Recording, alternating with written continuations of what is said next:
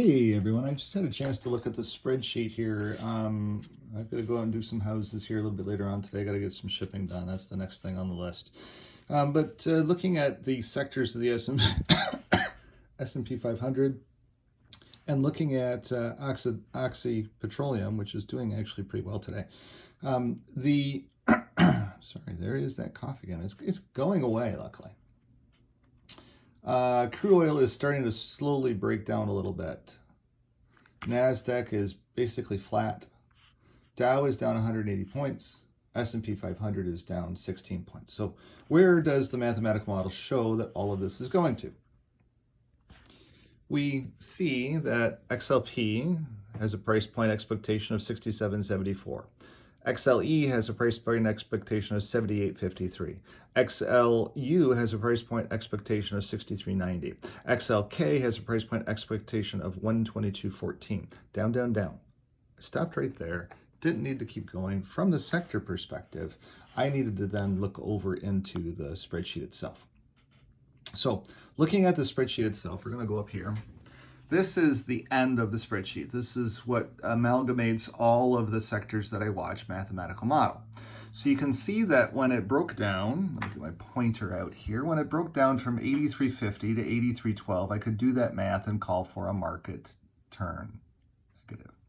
But then we got 0.8307. We have to do that math. That's still a negative. Then we got 0.82826. That's worse than the day before. We have to do that math. That's further down. And then at the end of the day, if we take today's amalgamation of numbers, assuming all things to be equal going into the close, 0.8253. So we have further to drop in the Dow. Now, if we do the math, and we come back over to our little piece of paper here, and we look at 0.82826. which is that number right there, 0.82826. And we divide that by 0.8253, which is that number there. Then we see that we have a 3.5865% further decline potential in the Dow from yesterday's close. Very simple stuff. Math is math. Yesterday's close was 30,516. So if we times 30,516 by 3.5865%, that is negative 109445. So we are then expecting, if we take 3516, yesterday's close, and subtract 1,094 points, that's the further in the mathematical model that this market could fall. The market could fall to 29,421.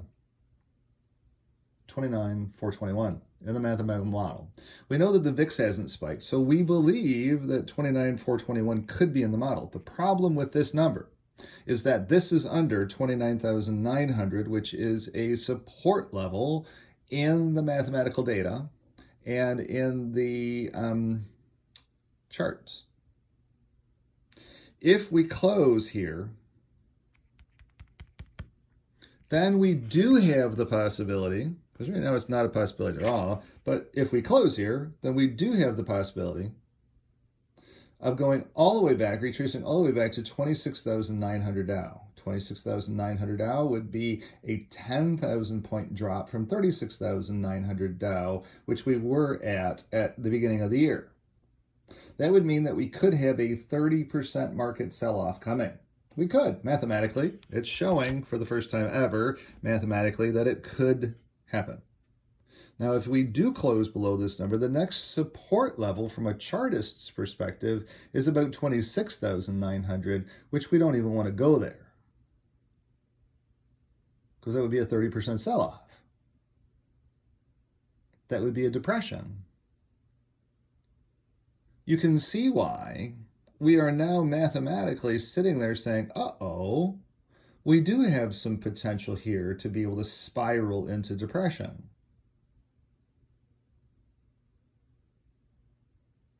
We do. All of a sudden, we're printing numbers that could spiral into depression. First time today. First time. Today's numbers. Now, we hope we don't spiral into depression, but what is depression? Depression, by definition, is 4 quarters of back-to-back negative GDP. We've already had 1 quarter of negative GDP. We're already in a negative GDP quarter, so we know that we are for sure in recession at the very least.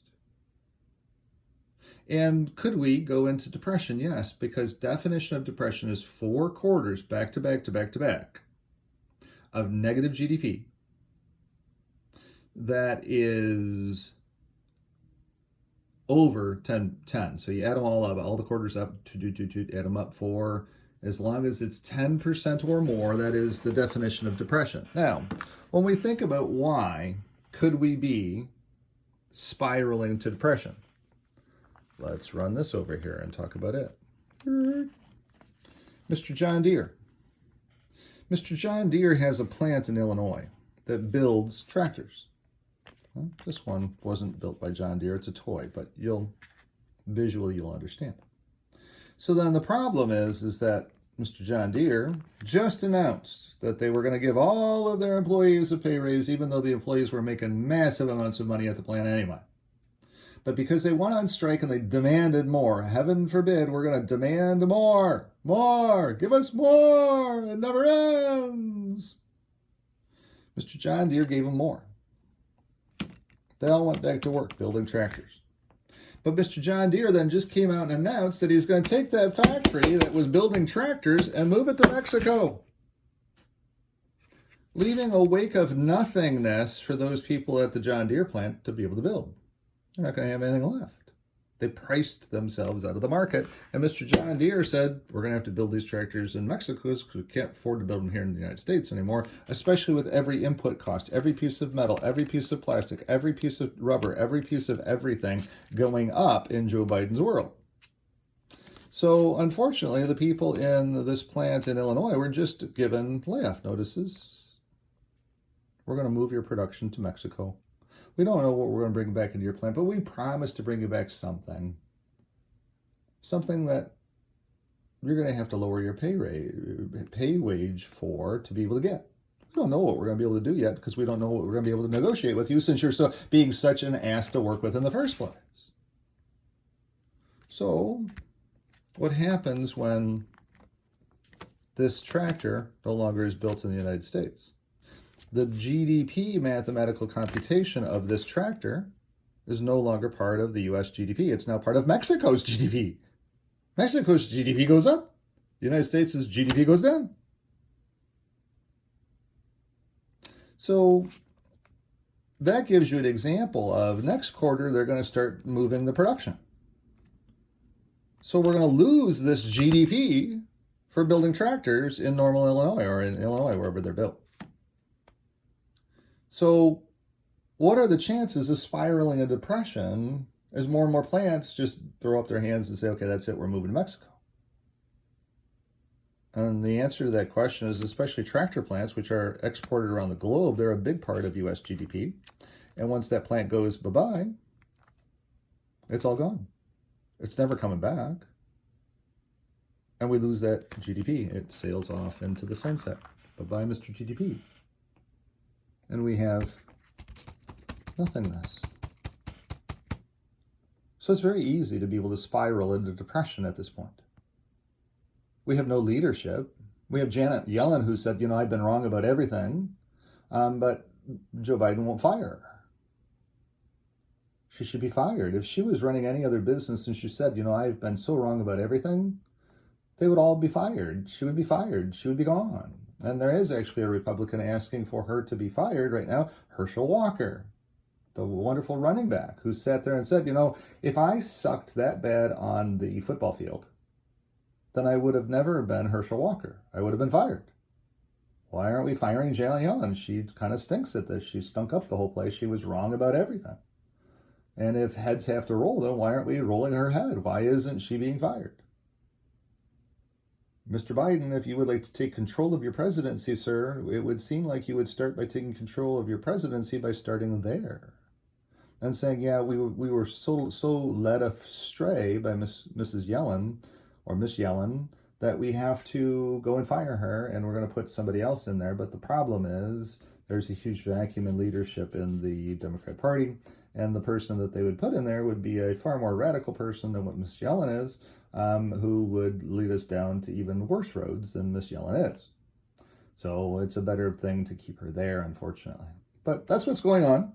From a GDP perspective, the concept that we could spiral into depression because we are now all of a sudden showing mathematical data today that is showing that the Dow has the potential of dropping to 29,421, which would be under 29,900, which would then lead us to the possibility of down to 26,900, which is not a good place to be. That would be a 30% market sell-off.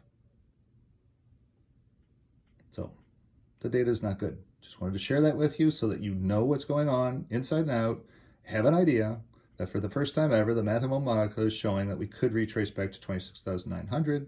Chances of that happening are very slim right now, but there is now suddenly a percentage chance of that happening, which is also scaring the market. Thanks so much for watching. Have a great day. Bye.